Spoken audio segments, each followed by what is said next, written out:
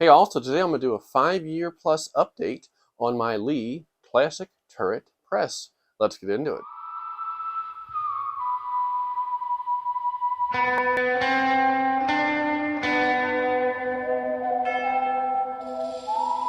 Now, if you like this content, like, sub, shares, all that good stuff, I really appreciate it. Also down below, coupon codes and merch to help support the channel.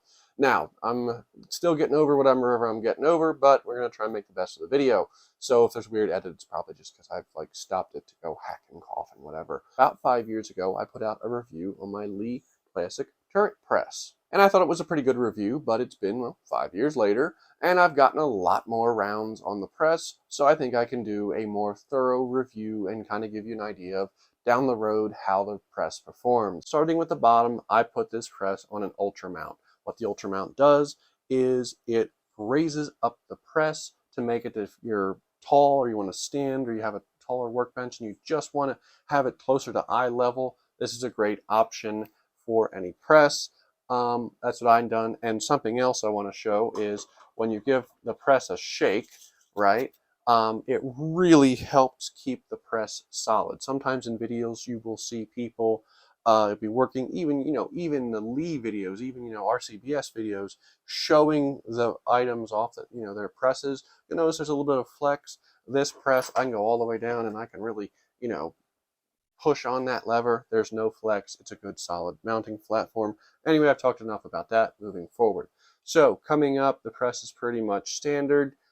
I believe this is the Lee safety primer. This attached really nice to the press, and one of the things I want to talk about here is the fact that a lot of Lee accessories bolt on pretty quick. Literally all I did was undo one of these bolts over here, attach the thing down, tighten it down, and you're good to go. And that I will show as I show the function of the press that really works really well with the press.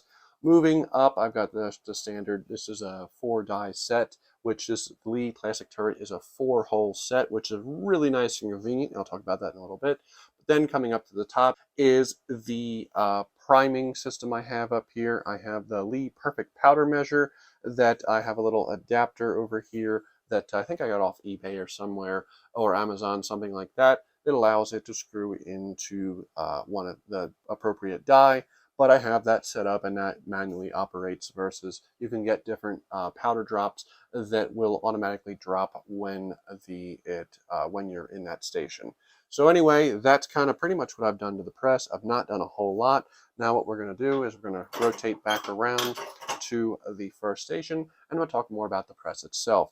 Now that I've had the press for a few years and gotten a few more thousand rounds done, I think I can definitely, kind of speak more of the longevity of this. So that's kind of what this is kind of a re-review, but also a kind of updated down the road review. So how does this press work?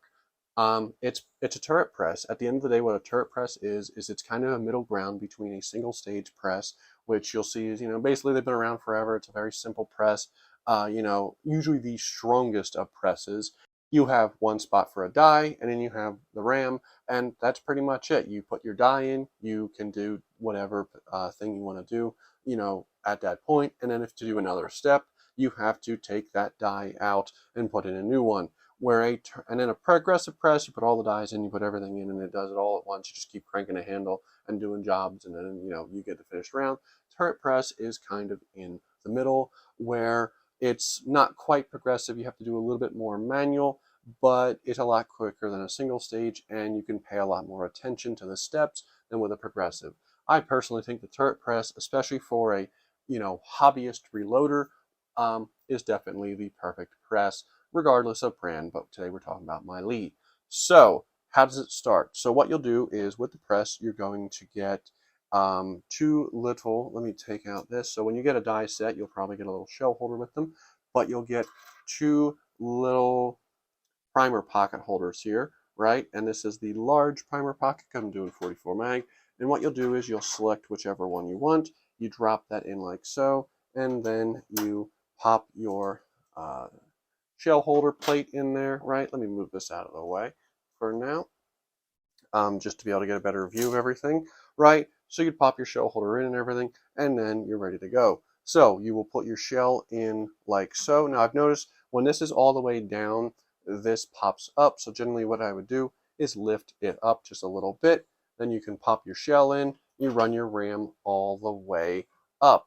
Now, something you'll notice with a lot of turret presses, and I can see if I can make it happen on camera, but you can kind of see a little bit of movement there with the die set. Now, when you set up your dies, you will kind of push everything together so that even though there's flex in there, right, it's kind of bottoming. The ram is going to bottom out on the die set and then push into it. So you have your ram all the way up. So while seeing a lot of movement like that can look really bad and terrifying, at the end of the day, while it's not going to be as precise as your single stage, it's kind of bolted in, it really isn't as big a deal as it looks. But you do notice that there's a little bit of flex there. And I think some of the newer, I know I watched a video on the Lee Ultimate reloading turret press that they've come out with, that basically, I guess they've kind of eliminated some of the play, but you'll notice that. So anyway, you would run the ram all the way up, and then this is your first die station, which would generally be your resizer and your decapper. So it would decap the shell if there's a primer in there, and then the primer will run down through to this tube. Now, when you get the press, you're going to get a longer tube, and you can run that to a bucket or a gallon jug or whatever you might want to run to. I just have chopped mine off because by using the ultra mount, you kind of would have the tube kind of run down like this, and it ended up falling out. It didn't work. I guess I could have zip tied it, probably better. In fact, if you're going to do that, I'd definitely recommend zip tying it because depending upon how your press is set up, the tube can fall off. But I just kind of have it running down to a little cup down there, and that's where the spent primers go to. So anyway, once it has resized and deprimed, you would then, we can put our little primer thing back on here. You would either manually put a little primer in this little pocket right here, right? Or you would use your priming system and you just push that in and it pops a little primer into the pocket, and then you would bring your ram all the way down. And you'll notice a couple things happened. So one, this little pocket thing has pushed back up in. So if there was a shell there, it would then push the primer all the way back up into the case so that the case is reprimed, right? Which sometimes I've noticed, and I like this bar here because sometimes I will kind of use this bar and kind of just push a little bit just to ensure that the primer has gone into the pocket. And you'll notice that the die set up here has advanced to the next station. So this is something kind of unique to Lee, where there's Redding and RCBS and Hornady and a ton of other companies that are doing turret presses that usually you manually advance them, whereas with the Lee, you have the option to automatically advance them. Now, something I will note is this little rod here, and I'll zoom in here. This little rod right here that kind of is what advances it.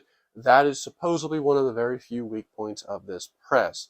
I've heard a lot of people online talk about this piece, which is plastic, eventually stripping out, causing it to no longer automatically advance. Now, I've heard that a lot of fixes for that basically involve keeping the rod itself lubricated a little bit, thus making it that it glides a lot smoother. I've not had it strip out. I've not had any issues. I've not seen a bunch of plastic or anything, but I do try and lubricate that rod every once in a while, and after several thousand rounds, it doesn't seem to be having an issue. Even if that strips out, I believe you can replace this part, and you can also just manually advance your die set.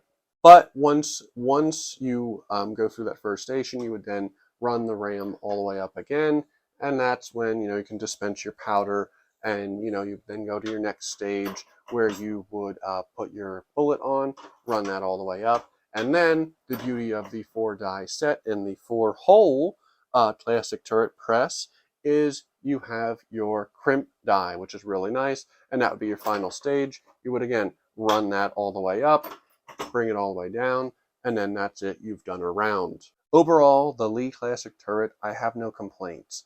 You'll notice there's a bunch of powder all over the place. If I kind of zoom in here, you can see like some powder and stuff. That's something that happens, and actually the issue with it is this particular powder measure. I mean, Elite Perfect powder measure. I do notice that sometimes it doesn't, it leaks a little bit, and that's kind of a problem. But it's not really the Classic turret press's problem. That's the problem of the powder measure. And that is kind of the one complaint with some of the Lee accessories is it's a lot more plastic. Sometimes they're a little bit thinner, a little bit cheaper, a little more delicate. About the only thing I've ever broken as far as Lee would be this little scale right here that I have, and I ended up having something fall on it and it broke it, and not really the scale's fault, but that's pretty much the only thing from Lee I've ever seen broken. But I have heard a lot of people talk about how some of the accessories can be a little bit cheaper, and I've seen people that will basically use a Lee Classic turret press and then get some different brand accessories, powder measures and stuff like that to attach to it, to kind of basically beef up the quality. But the press itself, I gotta say, it really has held up quite good without any issues. It's definitely a solid press. For instance, I know I said last time that, some people talk about the bases pot metal and they're thin and they crack and they break. This press got moved across the country from Pennsylvania to California and then went from California to Arizona. So it's gotten moved twice, and at no point was it babied. And well, it's still going strong. As far as strength and basically tightness of the press, I can show here that if I start giving this, handle a shake, you notice what it shakes? The whole table. Not the press. I can run this ram down all the way and, give this a good shake and nothing's coming loose. The press itself is good and solid. I've never had to like tighten up anything. Overall, this press is just as solid as any other I've ever seen. Overall, honestly, my review after 5 years is, was it worth the money I spent? Yes, it was. If you're looking to start out with reloading, I definitely say give this press a try. It's not as cheap as when I bought it. I know I got it like 5 or 6 years ago. It was like $100 on Amazon, some special deal. Now I think they're like two something. Do I think it's worth two something? Yes, I do. I think that compared to, I know that the RCBS, which I'm actually looking, I said to myself, okay, it's Christmas time. Do I go to a more expensive premium brand press?